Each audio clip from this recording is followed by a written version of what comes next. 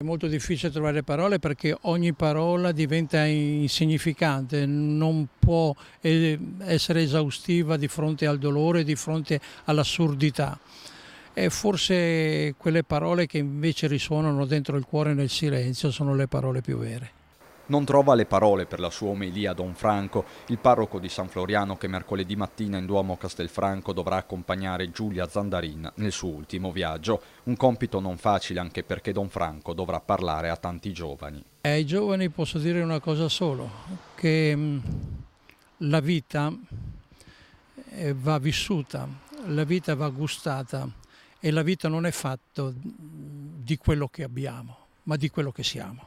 E questa mattina Don Franco ha portato il suo conforto alla mamma di Giulia, Renata, che abita a poche decine di metri dalla canonica di San Floriano. Chiusa nel suo dolore, dietro le tapparelle blu, è stata raggiunta a mezzogiorno anche dalla nonna paterna di Giulia, la signora Raffaella. Unica nipote, un tesoro di ragazza, una ragazza splendida, buona.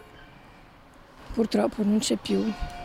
E le parole escono a fatica anche a Castelfranco in via Podgora, è qui vicino alla residence di proprietà che vive la famiglia di Alberto Antonello, la mamma Bianca, il papà Franco e il fratello Andrea. In casa non c'è nessuno ed è sempre qui a pochi passi nella piazzetta che Giulia nel pomeriggio prima della tragedia è arrivata in bicicletta parcheggiandola in questa rastrelliera, come raccontano i tanti giovani che qui si trovano per prendere i pullman di linea. L'avevo vista al pomeriggio io qua, prima che andassi, cioè al pomeriggio di Halloween, la sera di Halloween.